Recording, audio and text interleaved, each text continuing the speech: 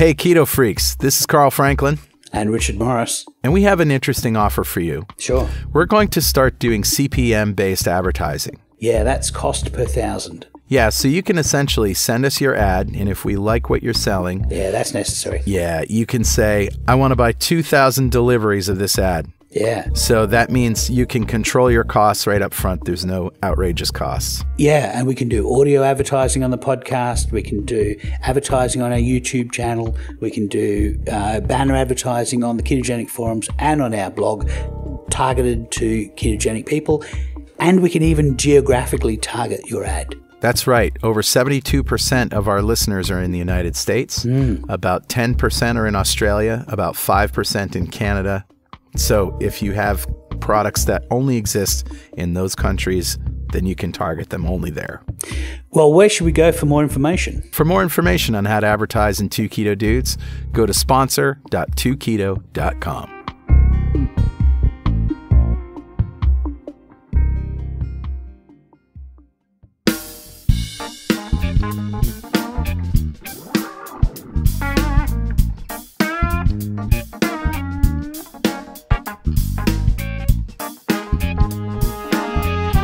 Welcome back to 2 Keto Dudes. This is Carl Franklin from Connecticut in the United States. And just so you know where that is, it's right between Boston and New York on the coast.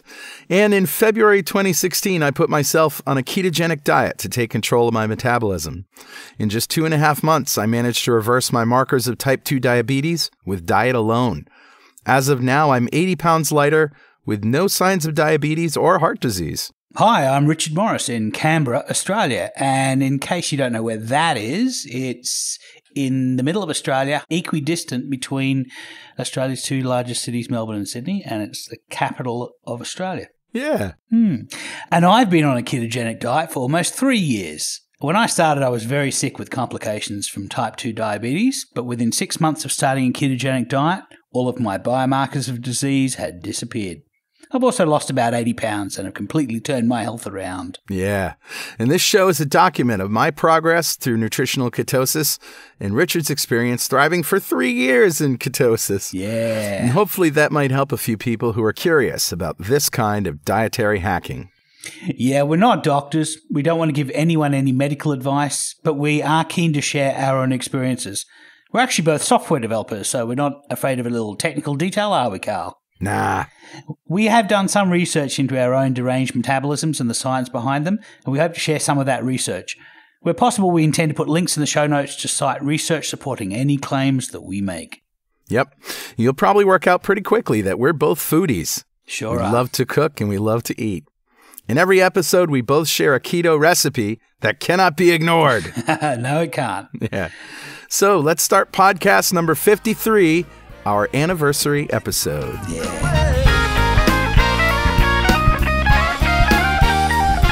Happy anniversary, Carl. Happy anniversary to you too, buddy. The reason we're saying anniversary is because this is the 53rd show. Yep. So that means we've done a whole year of shows. We have. And now we're on to our 2nd year. Yeah. So, Richard, do we have any corrections or apologies from last week? Yeah, last week was the weight loss surgeries. And Right. yeah, that was an awesome show. I don't think we have anything to apologize for on that one. No, I don't think so either. The ladies were just amazing. And I learned so much, and we just kept going. It was a 2-hour show, and wow. Yeah. Well, this episode is just going to be you and I because we're going to celebrate our anniversary, where we've come from and where we're going to. Yeah, and I think what we're going to do is share some of the awesome posts that have been put on our forum that you may or may not know are there, because some of them you actually have to register to read. That's right. So let's revisit what a ketogenic diet is. Yeah, a ketogenic diet is any diet that causes you to make ketones. Essentially, if you don't eat sugar or starch, then your body has to make glucose. And when you make glucose, you also make ketones. And that's what your brain runs on. So, and it makes it out of body fat. So a ketogenic diet for us is a very simple formula. We have under 20 grams of carbohydrates per day. Yep. And that's all your sugars and starches. So you're really limiting those. That's not a lot of starchy food. Essentially, if you eat maybe half a cup of spinach and a salad or something, and you'll get a few carbs in that, and you get a few carbs in nuts, and that's pretty much it for the day. Yeah. Now, we need to get protein in our diet. Everybody needs protein to maintain their body, and that scales depending on the size of your lean body mass. Yeah. So, and you really need to, you can guess this to start off with, but ideally you want to get yourself a DEXA scan or some other mechanism that is going to tell you precisely how much lean body mass that you have. But you can guess, you can basically work out approximately what your body weight was when your ideal weight, and then maybe subtract 10% and say, well, at my ideal weight, I had approximately 10% body fat as a guess, and whatever that is, that you can use that as your lean body mass. And we eat between 1 and 1.5 grams of protein per kilogram of lean body mass. And in my case, my lean body mass is about 80.38. And so, I would eat between 80 and about 120 grams of protein per day. That's a pretty normal range for most people. And we also also believe that most people have really good signaling for protein. Yeah. It doesn't seem to be clouded by carbohydrates. No, it doesn't. And when you get that craving for something savory, something umami, that's your body saying to you, you could do with a bit more protein. Yeah. But as you say, the signaling for that seems to be pretty good. It's a signaling for carbohydrates. As soon as we have carbohydrates in our diet, it confuses all the signaling and we end up eating too much energy. Right. Speaking of energy, we don't get any of our energy from carbohydrates or from protein. We use protein for building our body. We don't waste it for energy.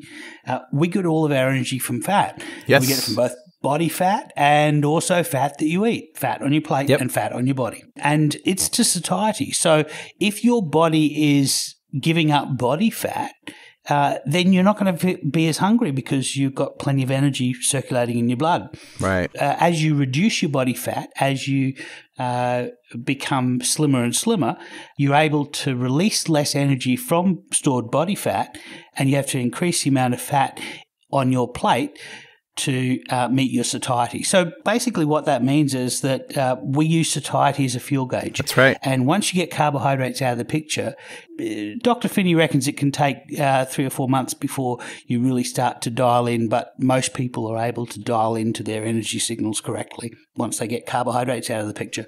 Yeah, and most people can do it in 5 to 6 weeks, but he gives that estimate of 3 or 4 months to be very conservative, and that's what's called being fat adapted. Yeah. And it's not the same as ketosis. Ketosis happens immediately when you give up carbohydrates. In fact, it starts the very night you go to sleep after eating no carbs. Yeah. And you'll be in ketosis in the morning mildly, and then you get into deeper ketosis over the next few days.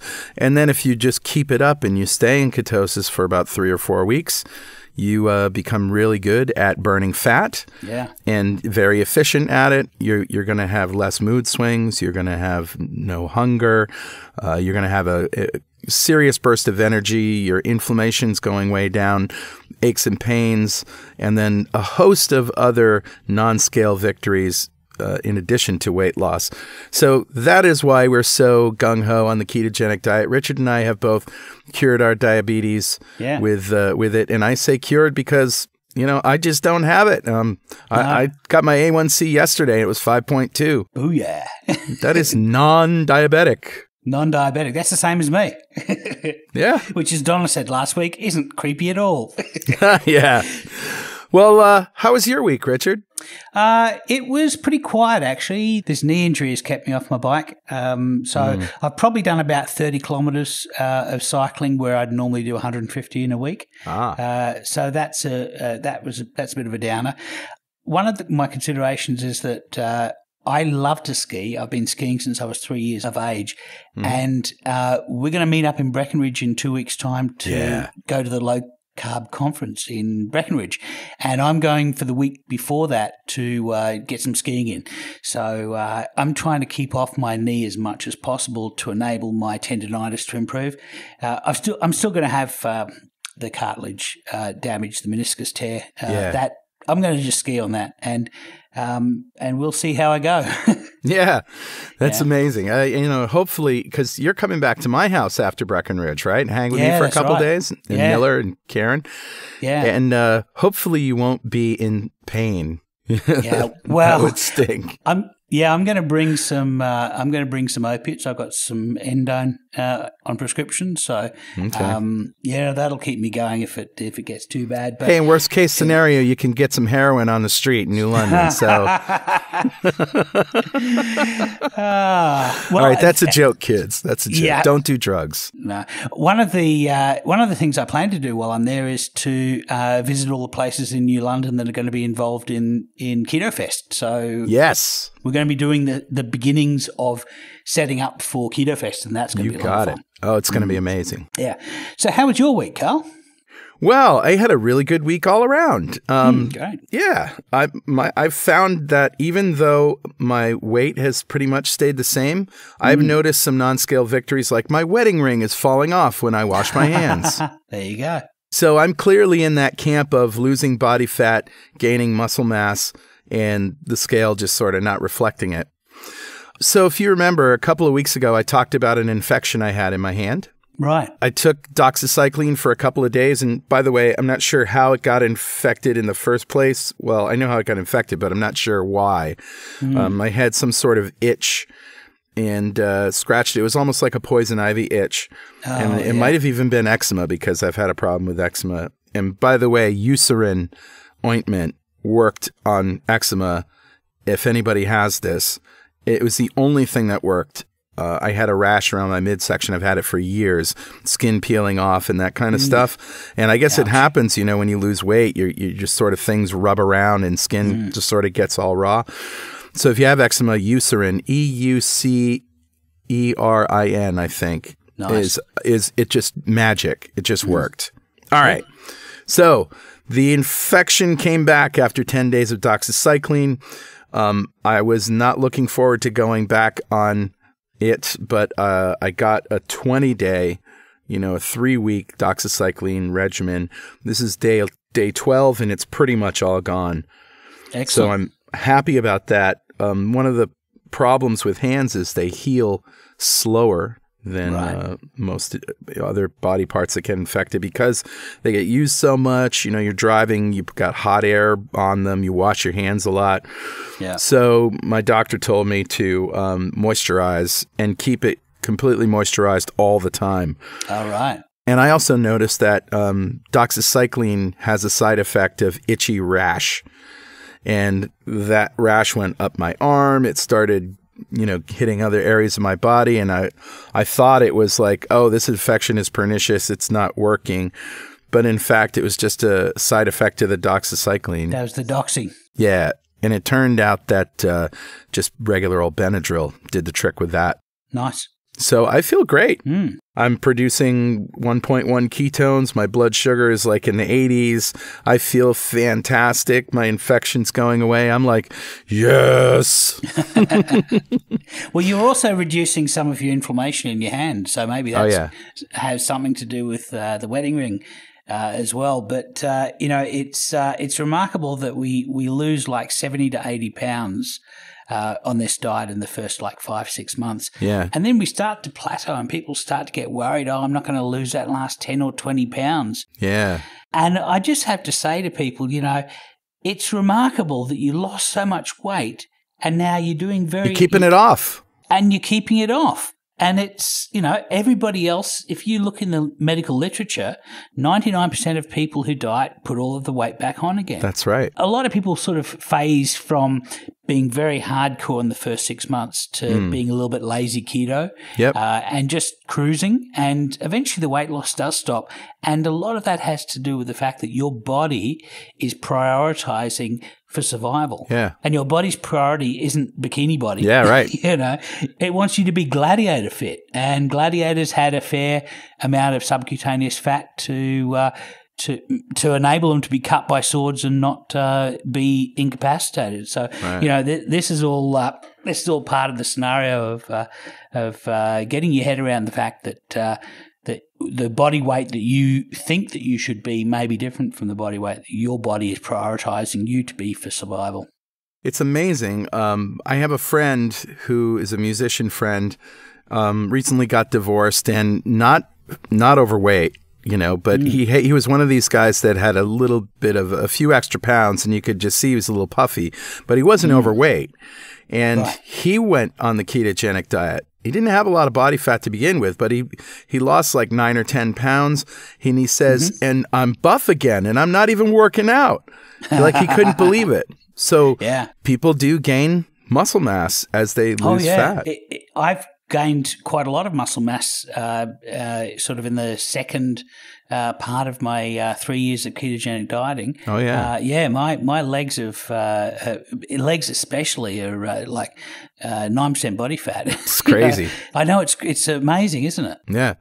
We're currently experiencing snowmageddon again. We're in the middle of firestorms here in Australia. We're like 120 Fahrenheit. I wish we could just meet in the middle somewhere. Let's move to Costa Rica, my friend.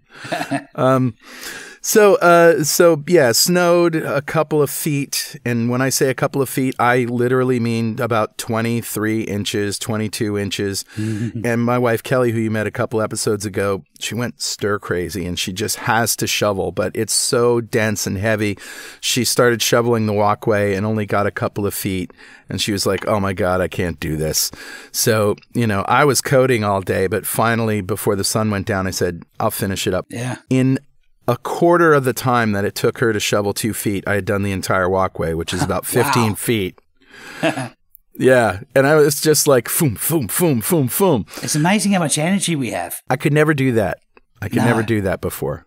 And I'm not even breaking a sweat, not even winded. It's just a steady, constant supply of energy that you don't even notice. It's just effortless. And you can just go for hours. I mean, I find this on my bike, I find, I'm an hour down and it feels like I've been going for maybe an extra 15 minutes and I look at my clock and I've been 3 hours on my bike, It's just time flows very quickly. So there's one other thing I need to talk about before we get off this topic. Sure. Is that I'm going to be doing Dave Feldman's protocol. Oh, excellent. Yeah. Now, you remember we had Dave Feldman on. It was called Hacking Cholesterol. And he basically did this experiment and worked out the science that after eating low-calorie keto, 750 calories a day for a certain amount of time, and then high-calorie keto for the same amount of time, and 5,000 calories a day in ketogenic, so mostly fat, your cholesterol plummets. Right. You eat more fat and your cholesterol goes down. And we're talking about LDL cholesterol, the supposedly bad cholesterol. Yeah. Your HDL goes up and your triglycerides go down. Yeah. It's counterintuitive, really, isn't it? It's very counterintuitive. And he's done this with about 10 people, including you, right? Yeah. I did it for my last blood test, and I'm actually going to do one next week where my doctor asked me explicitly not to follow the Feldman protocol, just to prove the null effect, basically, to show that when I didn't stuff myself with calories, that my cholesterol went back to its previous value. So that'll be interesting to find out. But yes, I did this. I ate a lot of macadamia nuts. I ate almost a cup and a half of macadamia nuts every day, just trying to fill myself with saturated fat. And that's awesome. Yeah, all of my numbers went in the right direction. It was remarkable. So here's how it's going to happen. On Tuesday, Valentine's Day, I'm going to take my first blood test. Are you doing the subfraction analysis? Yep, particle size, everything. And then I'm going to eat 750 calories a day ketogenic for 3 days. Sure. Then I'm going to get another NPM test. And then I'm going to eat 5,000 calories a day ketogenic for 3 days. Yeah. And then on Monday the 20th, I'll take my final blood test and get the results. Now, Wednesday, I'm flying to Breckenridge. Yeah, and we're doing this all through Dave's doctor. So he's going to get the results directly, and hopefully he'll be able to use this in his presentation at Breckenridge. So I will hopefully have my before and after numbers as well. So that's awesome. Yeah. Yeah, fantastic. And that brings us to the bulk of our show today, which falls under the category of Mail! We're justified and we don't need no alibi.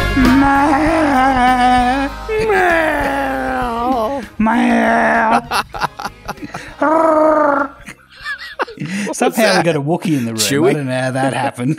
It was a Wookiee. A Wookiee. That's a little Wookiee sound. I get that way when I eat bacon. Just get a little bit chewy. Yeah, a little chewy. So where were we this time last year? I think you had just started keto, right? Yeah, I really started February 1st.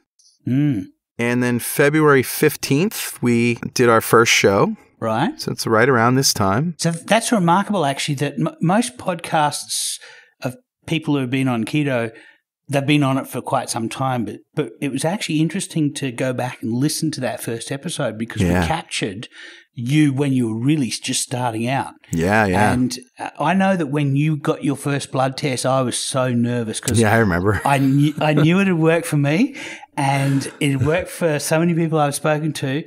But I'd gotten you into this thing and I was thinking to myself, geez, what if Carl's results all go in the wrong direction? Right. You know? I've led him down this garden path. Yeah, there are people that can't metabolize fat that don't respond well, but it's a very low percentage, like 2 or 3%, right? Yeah, oh, maybe even less that. Professor Noakes reckons it could be as low as half of 1%. So, wow. Yeah. Yeah. So you were just concerned, what if he's in that category? I knew it was safe for me because I had done low carb many times before. Yeah. The problem was it wasn't low carb enough and it wasn't high fat enough. Right. And so I never got past a few days. But that was my pattern. I would eat low carb for like 3 days, maybe 4 days. I would feel better and then I would get lazy. Yeah. And just, time for a Big Mac or something. Yeah. So we actually started the podcast as a commitment device. Yes. I've got to admit, I didn't think that we'd get a lot of listeners. I thought maybe we might have a couple of hundred listeners. Yeah. But one of our friends, Brenda Zorn, said to us, you guys are going to go astronomical. And I didn't believe her. Yeah. I said, well, but we're doing this as a commitment device for Carl because he is a professional podcaster. Yeah. And we figured if we record the experience that would give you a little bit of reason to stick to the plan. But absolutely. Those first couple of weeks though, when you can just eat as much fat as you want, that's the ticket, I think. Oh. It's like unleashing the dam that's been sort of pent up for several decades. And all of a sudden you're like able to eat all of these foods that you've wanted to eat and couldn't. Bacon with cream cheese and butter and all these things. And I think that is one of the reasons why people find that adaptation process to be a lot easier than it was back in the Atkins days. Because the Atkins days, it was all about the protein and some of it was lean, some of it was just not good. Yeah, as we said before, Atkins was actually pro-fat, just that people didn't take him seriously, Yeah, and he didn't want to push that message too much because of all of the anti-fat hysteria. It's difficult. Even now, I know people who've been on the ketogenic diet for months successfully who are trending towards a low-fat way of eating because they're falling into the old paradigm where fat is I'm on a diet, therefore I've got to remove fat from a diet. And it doesn't really work that way. I mean, so then in late March or early April, I can't remember when, it might have been April, we started our Facebook group. And again, Brenda Zorn said, you guys are going to have a very popular group. I think she was sick of us sending people to her Facebook group. That's right. We were. We were sending people to Keto Ninjas, which I don't think exists now anymore. No, it doesn't. So we started our Facebook group and it was up for almost 9 months. And it grew to 13,500 odd people. Yeah. It was massive. I got to admit that was an interesting experience because I've never been an admin of a large Facebook group before. Me either, yeah. So but one thing that we really noticed almost right away is that people get so cliquey on Facebook that it turns into high school. Yeah, it does. And then everybody wants to be taken seriously. People get offended very easily. People don't understand sarcasm. People ascribe intents that aren't there. It's just such misinformation happening. We finally got sick of it and shut it down. Yeah, we did. Yeah, I think part of the problem is that Facebook really wasn't designed for people to share information with each other. It's not a notice board. It's a billboard, Yeah. And it's designed to addict users with novelty. Right. And it works on a very particular area of the brain. And as long as it can keep tickling your brain, showing you new things, you don't notice advertising, and it gets slipped in below your subconscious. Right. And this is a really important point, and this is why we're repeating it, that we've even done tests where, and just to summarize real quick, because we've said it 3 times now, that we made posts with a particular technical term in it, which was sort of key to the post, and then went and searched for it, and Facebook says, I don't know, that's not there. So the search doesn't work. It de-emphasizes anything that you yourself have seen before. So when you do a search, it'll show you all of the things related to that search that you've not seen yet. And it won't show you the stuff that you've written. No, it won't. It just plain old won't show you. It's not that it only de-emphasizes it. It doesn't show it. Yeah, you know why though? Because as soon as you see something that you've seen before, all of a sudden all of the ads pop up into existence. You see them. You notice them. Yeah. So, of course, we started a forum, and I got to say again, this was the idea of Kelly, my wife, who noticed I was spending an inordinate amount of time playing whack-a-mole on Facebook and says, everybody has jobs. How do you guys do this? Yeah. And she's the one who said, I think a forum would be better. Yeah. And that's when I brought the idea to you, and it sort of snowballed from there. Now we're over 4,000 members on ketogenicforums.com, and you won't find any trolls, you won't find any nastiness. People so far, and I don't know if it's just luck, but there haven't been, the haters, there haven't been miscommunications. It's like amazing.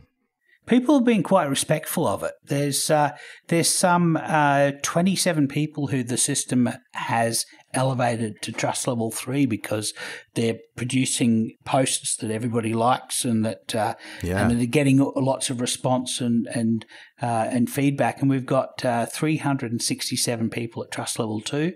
We've got 2,000 people at trust level 1, and we have 1.9 thousand people at trust level 0, which is the initial one when you first come in. So we've got a lot of people progressing up through the trust levels. And so the system, I think, it's doing what it's supposed to do. Yeah, that's right. And trust level 0, you should only be at trust level 0 for 15 minutes if you're looking around and actively using the site. Yeah, but you've got to make some posts as well. You have to make some posts. And if you haven't made some posts and maybe made some replies and made some likes, it'll keep you at trust level 0 until you've had that sort of interaction. And so there you go. So the people that are just there to kick the tires, they'll stay there, Yeah. And if they do trolling or spamming or anything like that, they'll be asked to leave. Yeah. Well, the system will flag them, and users will flag them, and it's very effective. The quality of the content, really, that the users are producing is just incredible. Some of the recipes, like there's some really prolific recipe producers who they post up a recipe with a dozen or so pictures of the process that they went through to make the food. And so, it's wonderful. It's turning out to be a really good resource. There's a great thread under food and subcategory boring keto. I love that. And it's essentially called What Did You Eat Today? And Daisy started this. And it just won't die. It's just like 576 replies to this thread. I know. There's 3 or 4 new posts every day, and people just put up pictures of what they ate today.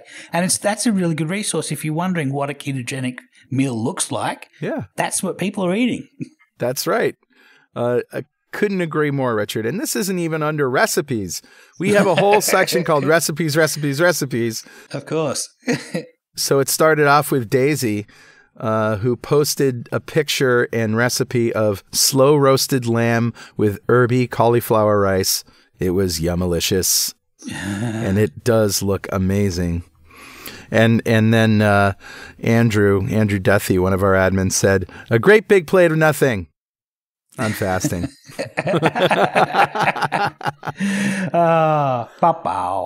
Pow. Anna Lee posted a huge plate of sashimi. Sushi, sashimi, difference is sashimi is just raw fish. That's Sushi has rice. Sure. And sashimi, it's mostly protein, isn't it? Yeah. It's very lean. You might have some daikon or some cucumber or, daikon's just a radish. It's a very low carb. You'll have wasabi, but, wasabi's got a few carbs in it, but you're not going to be able to eat much of it. It'll blow your adenoids out. 2 ounces of brie for dinner and a bulletproof coffee this morning. That was sent in by Bacon Nectar. That's awesome. Bacon Nectar's just got a chunk of brie sitting there. Butter chuggers.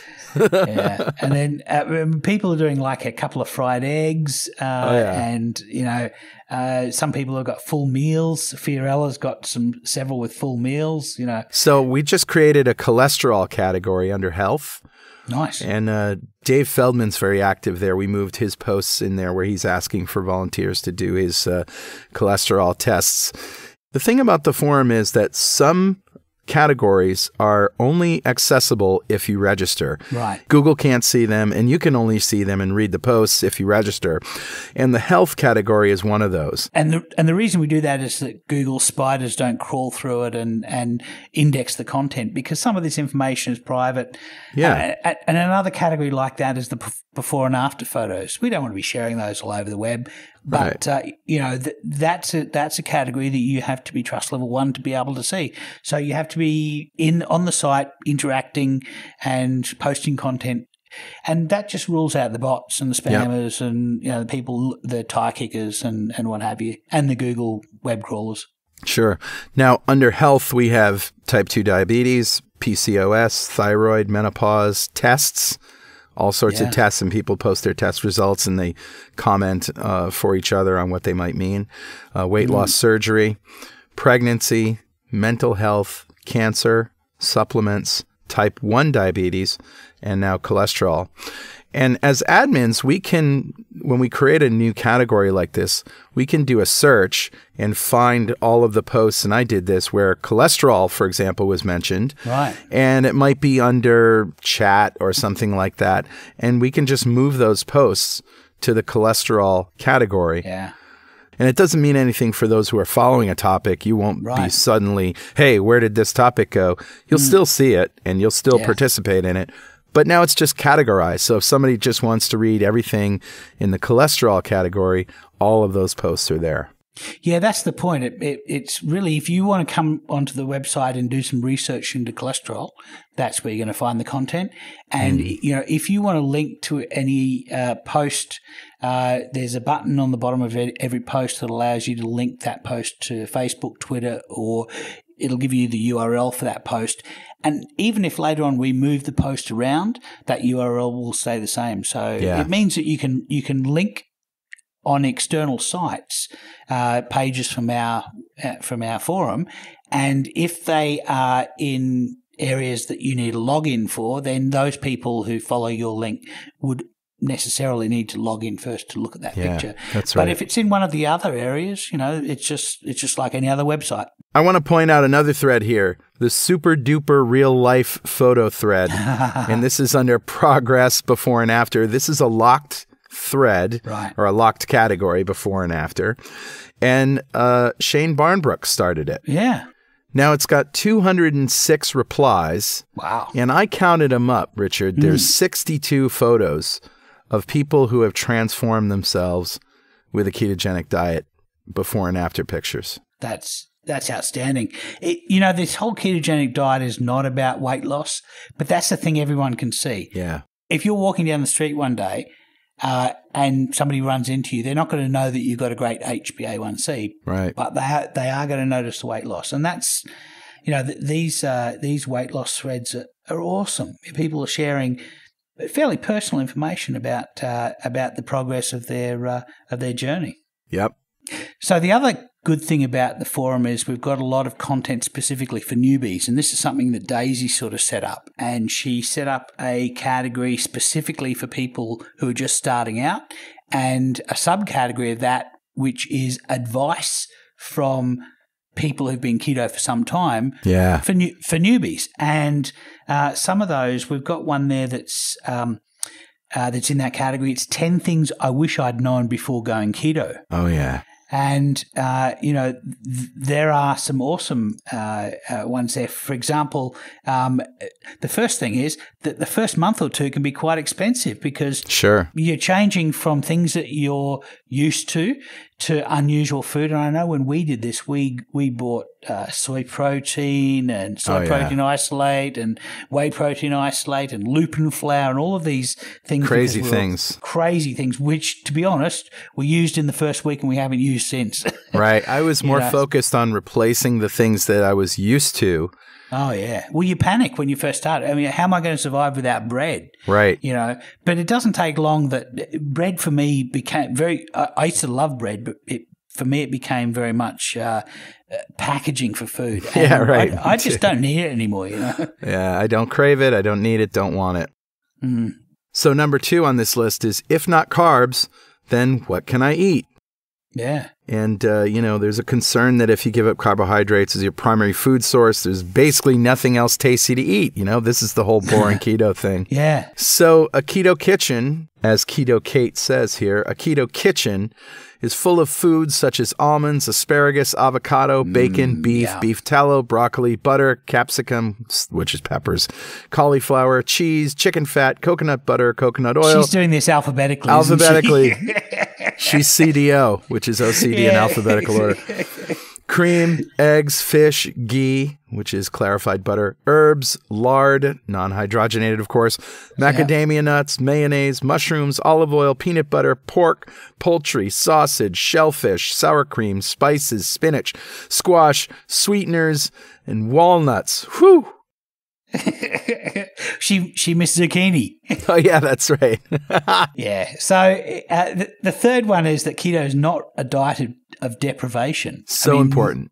It is, because we've all done dieting. Anybody who's overweight has dieted at some point in their life.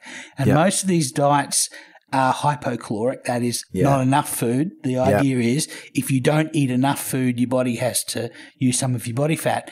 But most of these diets are still high carbohydrate. They're low fat, low calorie, high carbohydrate. In some cases, high protein. And all of these diets cause you to make insulin, and that causes you to hold on to body fat. So literally your body is starving. Yep. And your metabolism is dying. Your metabolism is slowing down, and you are reducing optional uses of energy like producing hair follicles and your that's right. And your body is looking for alternate sources of energy. And if you don't have a lot of carbohydrates stored up, then you're going to use energy that you do have stored up. And if you can't access body fat because your insulin is high, you're going to burn protein. You're going to burn lean muscle mass. And, some of that protein is good to get rid of. Yeah. Because it's, as Jason says, it's autophagy that sort of happens. But after a while, what's left? Yeah. Your muscles. That's it. But, keto is not a diet of deprivation because beautiful food. Think of all of the fatty butter-based or egg-based sauces. Ribeye. Ribeye with Béarnaise. Wagyu beef with a Béarnaise sauce or a hollandaise sauce. Eggs, egg yolks. One of our admins, Gabor, had like 14 eggs the other day. Wow. How many times have we been told you can't eat eggs because it'll raise your cholesterol? Yeah. All right. So number 4 is, what do you mean I don't need to count calories? We think that calories in, calories out is going to determine how much energy we store. And in fact, the body doesn't work that way. The body will determine how much calories it uses based on how many calories you eat. So calories out is actually linked to calories in. It becomes what mathematicians call a chaotic process because the output of the process is funneled back into the input. Right. And it makes it impossible if you're trying to restrict your calories coming in and trying to work harder to expend more calories coming out, your body's going to fight you. So, you know, that's the thing. Once you change your inputs to have less food that is insulinogenic, that is you're eating basically less carbohydrate and a minimal amount of protein, just enough for your lean body mass, and getting all of your energy from fat, you're producing very little insulin, and that is allowing your body fat to participate in the process of giving you energy for the day. There's also a phenomenon that happens, which is when you get most of your energy from fat, how do you know that you've eaten too much fat? Well, guess what? Nausea happens. Yeah, exactly. This is a wonderful signal for you to stop eating. And that's why it's very hard to overeat fat calories if you're not eating carbohydrates. If you are eating carbohydrates, you just want to eat and eat and eat and eat and eat. And you're going to eat carbohydrates because that's what your body wants. But you and I know that most of the time carbohydrates come with fat because guess what? Fat tastes good. Potato chips. You'll eat and you'll eat and you'll eat and you'll eat and you'll eat and you won't get a lot of nutrients and you're just going to keep eating. But you take those carbohydrates away, you get rid of that really addiction signal, which you're getting from carbohydrates, and that goes away. And now you're just eating the fat. And, you know, when you've had enough, your body lets you know. Yeah, you asked Dave Feldman, who did that protocol of his for cholesterol, those days where he had to force feed himself 5,000 calories. Yeah. He was nauseous. It was almost difficult to do. And in a lot of studies, overfeeding studies like the Vermont prison studies, where they fed these guys, they basically overfed them. They lost all their appetite, lost any hunger, and they were fidgeting and trying to use up extra energy and trying to find ways not to eat this food. Right. And yet their metabolic rates shot up from like 2,000 kilocalories per day to like 8,000 to 10,000 kilocalories per day. Yeah. So case in point, yesterday I had one meal. I went out to a wonderful restaurant with Kelly and I got a 22-ounce cowboy ribeye. Ooh, all right. And I was putting it all in MyFitnessPal. And based on the calories MyFitnessPal recommended for me to be at a deficit, I had used up all of the calories for my day in this one meal. Right. Yeah. According to MyFitnessPal, I had eaten just enough calories to still lose weight. However, it was complaining about my macros, which were all ketogenic. Yeah. It was 78% from fat, 18 or 19% from protein, and just a few percent from carbs. And I added at least 4 tablespoons of melted butter to the top of my steak, in addition to eating all the fat on the steak. Nice. And I was not hungry for the rest of the day. And I didn't eat anything else that day. Because you had plenty of energy in your circulation. Yeah. And that was actually point number 5, wasn't it? Yeah. You won't get hungry, or at least you won't get hungry like you used to. Right. And that's the thing. I mean, everyone panics when they start a diet. They sort of like feed up big for the last couple of days before the diet because they know that it's going to be tough on the other side. Yeah. This diet's not like that. You don't get hungry. In fact, you eat to satiety, and because you don't eat foods that raise your insulin, your body fat can release stored energy into your circulation. Right. And that means that your body fat is contributing energy to your daily energy expenditure. Yeah. And your energy signals, your hunger signals, are going to pick up when your body runs out of energy. And if your body fat, if you have plenty of body fat, if you have 100 pounds of body fat, you can generate 3,000 calories a day. Easy. You can almost not eat for a couple of days, and you may feel like not eating for a couple of days. Maybe you just eat enough protein to meet your needs for protein turnover, and your body will produce so much energy that you just don't feel hungry. That's right. And people can't understand what this is like and project into the future and think, oh, you only eat once. I was having this conversation with a friend yesterday. She goes, do you want to have some, barbecue? I was out last night recording a band, doesn't matter. And I said, no, I've had my meal today. And she goes, really? Your blood sugar isn't low? You're not like weak? And I was like, no, that doesn't happen to me. I'm fat adapted. Yeah. And this is what happens after, a week or two on the ketogenic diet is you just don't need to eat so much. You're not hungry. You don't have those high and low blood sugar swings, and people can't project into the future and actually believe that this will happen. It's something that requires, as I've said before, a leap of faith in your own body. Yeah, it really does, because if you're a glucose burner, then especially if you produce a lot of insulin, which over 50% of us do, when you eat something with sugar or starch in it, that makes your pancreas produce insulin. And what happens is 2 or 3 hours after the meal, your insulin overcorrects and sends your glucose low. And you get what's called reactive hypoglycemia, which basically means you've eaten some food, your pancreas has produced insulin, it's produced a little bit too much, it's taking you a little bit too low. So 3 hours after eating some Chinese food, you need to eat some more. Now, it's not just that it takes your blood sugar low, it's that it takes it low quickly. Yeah. And by taking it low quickly, you really feel bad. Like, I can't imagine somebody with blood sugar swings is going to go from 600 to 80 or 70 or 50. Without noticing. It's not that dramatic, right? Yeah. My blood sugar is 80 all the time. Right. And I don't have any kind of feeling of hypoglycemia. It's the quickness, isn't it?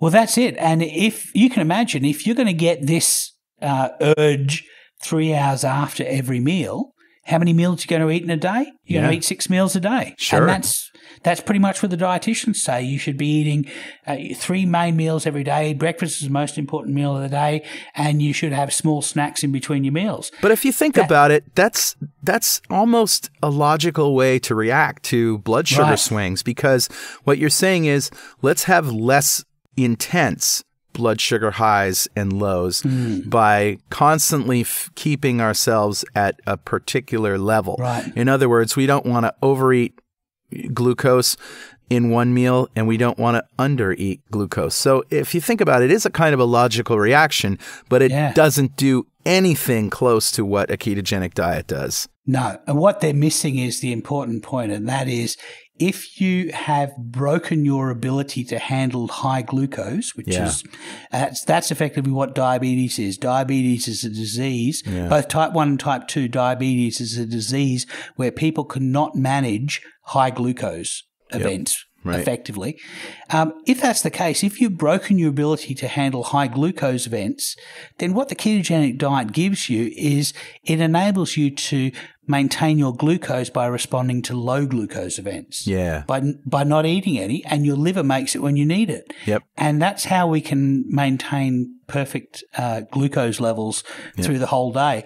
And there's so much research showing that for every 1% increase in HbA1c, which is your average 3-monthly glucose level, for every 1% increase in HbA1c, there's a 22% increase in diabetic complications. Yeah. There's like a 45% increase in risk for cardiovascular disease. Yeah. And all of these other diabetic complications like lower extremity amputation, amputation of the fingers and toes and the hands and the feet is very common for diabetics. And it all is caused by, and you can draw a direct relationship between that and their level of glucose. And so, that's why certainly for diabetics, this ketogenic diet really makes a lot of sense. Right. And point number 6 here, to get back to 10 things I wish I knew before going keto, we've already pretty much said, which is all calories are not created equal. That's and it, yeah. Jason Fung has a great way of putting this, that 10 grams of cocaine isn't equal to 10 grams of sugar, right? Or 10 grams of broccoli. Like, let's look at what these things chemically do to us. That, a calorie is just one thing that they are, but they also do things hormonally. And 100 calories of sugar and 100 calories of broccoli are going to do different things to you. Sure. And that's why, calories in, calories out. Okay, at the end of the day, maybe that is an observation. Yeah. But that doesn't mean that if you can only eat so many calories per day, you can get them all from potato chips and lose weight. Right. That's it. I mean, calories in, calories out is an effect, not a cause. That's really right. The thing. Yeah. So number 7 is that not everybody will support your keto choice. Right. That's very true. I mean, I was lucky that even though Julie didn't need to lose weight, she still wanted to do the diet to support me. And she did end up losing weight and getting to a normal weight range from an overweight weight range. So as it turned out, it was a good diet for her to have done. Yeah. But, you know, we speak to a lot of people who are the only ones in their family doing a ketogenic diet, and everybody else is either, you know, diabetic nurses or registered dietitians, and they're all like giving them death stares across the table as they eat their bacon and, you know. Well, and we're going to talk to Gary Fettke in Breckenridge in a couple of weeks. Yeah. And it's been my observation in talking to doctors, and I'm not going to say which doctors, but I have talked to a doctor that said, you know, while I'm encouraged by this research, and obviously, you know, I'm a walking example of how this is going to work, doctors can't prescribe a ketogenic diet as a therapy, because if just one person has an incidental heart attack or something like that, then they could lose their license. So doctors are afraid of losing their license by, you know, because this is such a new idea, and I won't say it's a new idea, but it's not yet mainstream. I think part of the problem is that if you have a medical degree, you've spent 20 years of education and maybe $300,000 or more, maybe $600,000 if you're a specialist, on your education. That makes you conservative. You don't want to stick your neck out. You don't want to go against the herd, basically. Yep. And so that tends to focus you into a conservative state. And it's very rare that the practitioners who do go against, and those who do get vilified for it. So be patient with your doctor. Be patient with your doctor. They've got to come part of the journey along with you, and be patient with your family. You know that's they will see the results in your life. Yep. You know, it will be writ large upon your life. I still have family members that think the ketogenic diet is some wacko thing. Even though I've lost 80 pounds and reversed my diabetes, they still think it's wacky, and they still don't think it's healthy. And you know, what are you going to do? You just respectfully disagree and go about your way. You keep calm and you keto on. That's it. So number 8 is that you can successfully keto for one, which is we've spoken about before. I mean, it is nice when your partner and family are all into it. But if you have to do it just for yourself, it is possible. And Keto Kate has some tips there for how to do that. And I'd suggest checking out that thread for that. Number 9 is it's easier if you can cook and eat at home. Yeah. I couldn't agree more.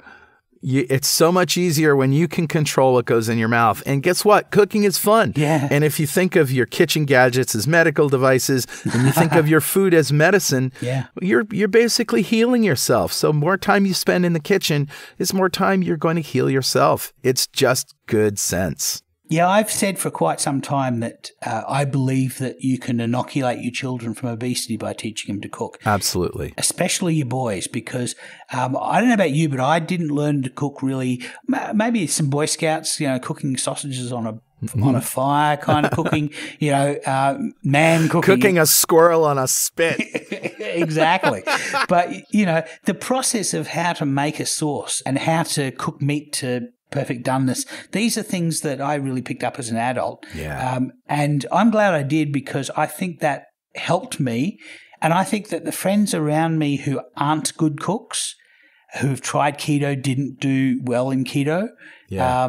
And that's kind of sad. I think cooking, it really is it's the secret to keto. We're going to open up a 2 Keto Dudes school of cooking. We should do a cookbook. That's what we should do. Yeah, we should. We should just do a book in general. I think if I was going to think about a book, my book would have a lot of stories of people that went ketogenic. It would have things like this, what we're sharing here, 10 things I wish I'd known before going keto. And it would have recipes and strategy all wrapped into one. And I wouldn't overdo it. Like, I think that accessibility is really, really important. And there's a lot of science books like The Art and Science of Low Carbohydrate Living, but I don't think that's what people want. I think people want a plan. They want something to follow. And while I don't feel comfortable, saying this is the 2 Keto Dudes plan, because that makes us sound like we invented this stuff.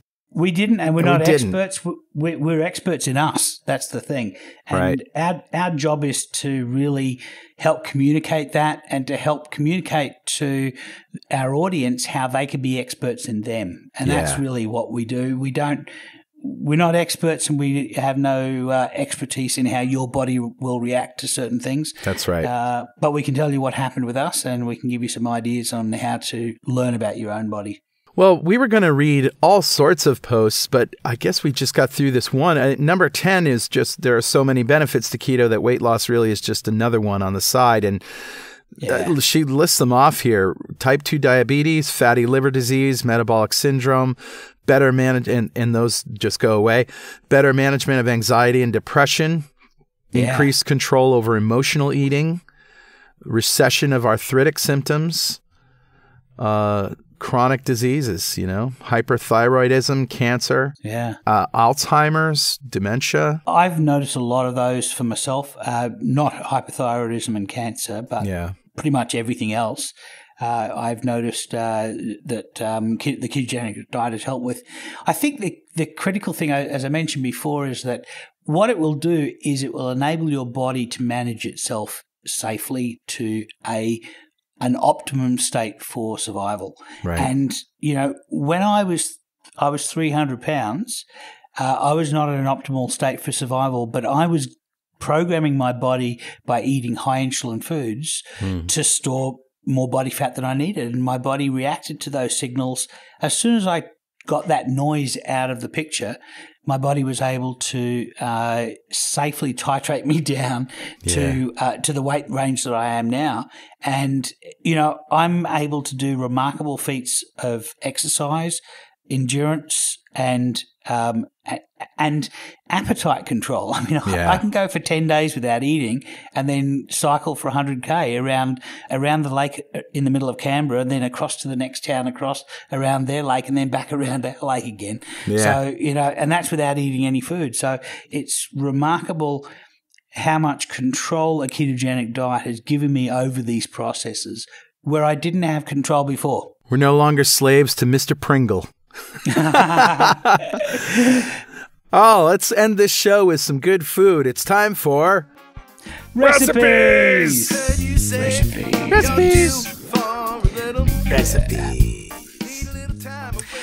So what have you got for us, Carl?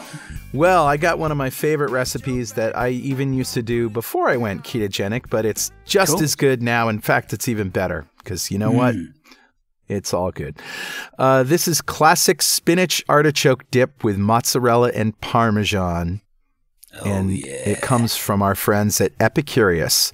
By the way, epicurious.com and their apps, really, really good recipes. There's Food Network is good. There's a lot of noise there.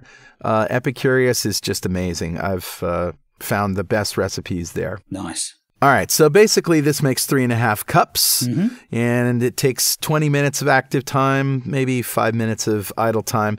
So here's what you need. A 10-ounce package of frozen spinach, thawed and drained. Hey, and if you don't like frozen spinach, there's no problem. You can just fry up some spinach in olive oil. Yeah, I like mine fresh. I like mine fresh too. Yeah. But you want to wind up with 10 ounces compact, which is going to be a big pile of fresh spinach. Yeah. Maybe Great big pile. 2 cups of spinach, maybe? Yeah, that's about right. All right, so you need 2 tablespoons of unsalted butter, 1 medium shallot, finely chopped. If you don't like shallots, you can use garlic. Yeah. Either. 3/4 of a teaspoon of paprika. And I like smoked paprika myself. Oh, yeah. 14 ounces of canned or frozen artichoke hearts, which is about 2 cups, thawed, drained, and coarsely chopped. I tried doing my own artichoke hearts, and while it's fun, it takes quite a few artichokes to get that many hearts. I would say maybe 5 or 6. Yeah, I'm not very good at carving them out with a knife. So, I'd prefer to get them canned. Me too. You need 8 ounces of cream cheese, which happens to be 1 package. 1 cup or more of heavy cream. teaspoon of kosher salt, half a teaspoon of freshly ground black pepper, a cup of grated mozzarella. I would buy mozzarella and grate it myself rather than the stuff in the bag because, as we know, it has potato starch, and I don't need that. A quarter of a cup of grated Parmesan. Also, look for Pecorino Romano cheese. This is a better version of Parmesan. It's meatier. It really is a stronger flavor. Yeah, I think that's Southern Italian, isn't it? The Romano cheese. I know. I believe so. Parmigiano Reggiano is the classic Parmesan from Parma. That's the one that they feed all of the waste products to their pigs to make Parma ham. Yep. So, yeah. All right, and lastly is a tablespoon of fresh lemon juice. So you squeeze as much liquid out of the spinach as possible with a clean dish towel. That's if you're using frozen spinach. If not, you don't have any of that. You melt the butter in a large pan over medium-high heat and saute the shallots or the garlic until soft, 3 to 5 minutes. You stir in the paprika and cook till fragrant, about 30 seconds. You add the spinach, the artichoke hearts, the cream cheese, the cream, the salt, the pepper, and you cook, stirring until warmed through and slightly reduced, 8 to 10 minutes. Now you fold in the mozzarella and Parmesan and cook it until melted. A little more cream if you want to make it a little looser. You remove from the heat, stir in some lemon juice, and you can make it a day ahead, store it in an airtight container and chill it and warm it before serving. Here's what I would add. Turn your oven to 300 degrees. I know it's coming now. Top it with mozzarella and Parmesan, and then put it in the oven until it's brown. And that will be amazing. Now, what goes with this? Cheese crisps. Cheese crisps. Yeah, that's what I thought you were putting the oven on for. I thought you were putting it on for cheese crisps. Definitely cheese crisps, which, as you know, are the cracker of choice in my house. The other cracker of choice? Bacon. Rashers of bacon, yeah. That's right. Nice. I like to make a pound of bacon and keep it in the fridge in a bag, and anytime I need a cracker, I take one out, snap off a little piece. You can put some of that artichoke dip. You know, the problem with eating ketogenic is there's way too many leftovers because you don't need as much food. No, you don't. It's remarkable. My trash bin used to be overflowing every week, and now it's a quarter or less full every time. Your carbon footprint went down. What other better reason to go keto? And here's another thing you can do with all that extra food, kids. Have parties. Yes, have friends over. Introduce them to keto. They say, wow, you look so great. And I said, yeah, this is what I eat. Have some of this. Come over and eat some of my food. Yeah. That's just awesome. You're setting yourself up for success when you do stuff like that. Yeah. So that's what I got, Richard. Awesome. What do you got? Well, mine's going to be a simple one this week because we're starting to run out of time. Mine's going to be deep fried Brussels sprouts. Ooh. Now, this came from Brenda Zorn, and she bought one of these little deep fryers from Aldi. It probably, I guess, maybe it's it takes about 6 cups of oil. And now she fries in home rendered lard. Yeah. And I use a commercial product, but it's available only in Australia, but it's dripping from grass-fed cows. Wow. So it's specifically a paleo dripping product, but it's available in Woolworths and Coles. So it's available all over Australia. Yeah. So we use a very small little compact deep fryer. Mm-hmm. And because most people fry starchy foods. And when I first heard about this fryer coming up to Aldi, because Aldi had these specials every week, I thought to myself, well, there's not too many things I can actually deep fry. Au contraire, my friend. Yeah. Brussels sprouts in a deep fryer are awesome. So here's what I do. I get 6 Brussels sprouts. That's about what I'll have in a meal. If there's 2 of us eating, Julie doesn't eat Brussels sprouts, so usually I'm just feeding myself. So I'll start off with 6 Brussels sprouts, and I'll start off by cutting off the base of the Brussels sprout, maybe about 2 millimeters in. That little bit on the end is dry and hard, and if you cook it, you're going to end up with a dry hard bit as part of the Brussels sprout, which is not pleasant. So cut that off, and then I carve down a cross in the stalk of the Brussels sprout. what that does is it allows the compact stalk end to spread out a little bit and get more of the hot oil in. And I put 6 of these Brussels sprouts in the deep fryer for about maybe 2 or 3 minutes. What I'm looking for is the leaves start peeling off and going brown, and that's the sign that you want to bring it out. Oh, yeah. And so I just let it drain. I basically pull the basket up, let it drain for maybe 30 seconds and put it straight on the plate. That, with a bit of pulled meat, is the quickest meal. The meal takes about a minute to prepare. If I've pre-made pulled meat, as you've heard me say before, make up 4 kilos of bolar beef and slow cook it and make pulled meat and store it in portions, in 200-gram portions in the fridge. That meal takes about 5 minutes to prepare. Yeah, and it's delicious. And yes, it is. The only problem with the sprouts is that there's not a lot of fat comes out. If you fry them properly, they won't bring a lot of fat with them. So what we normally do is we have a little bit of mayonnaise on the table with a teaspoon, just to put a little dollop of mayonnaise on the top of the sprouts and a little bit of salt. It's delicious. A little sour cream might work too. Oh, yeah. Nice. Yeah. So that's my recipe. Awesome, Richard. Of course, if you have anything that you want to tell us, something we said wrong, something that you don't agree with, or some more research that you found to support or refute anything that we've said, send it by email to dudes@2ketodudes.com or post it on our website or on our forum. And you can follow us on Twitter at 2ketodudes, on Instagram at 2ketodudes. And of course, if you want to join our forum, it's at www.ketogenicforums.com or forum.2keto.com. And if useless swag is your fancy, T-shirts, coffee mugs, and other junk with witty keto sayings on them, head over to gear.2keto.com and place an order.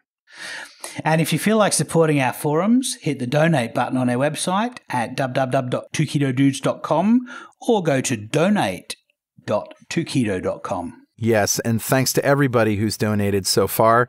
You're the reason that we can do this every week. Yeah, thank you. Well, keep calm and keto on, Richard. Yep, that's another year, Carl. Keep calm and keto on. Yeah.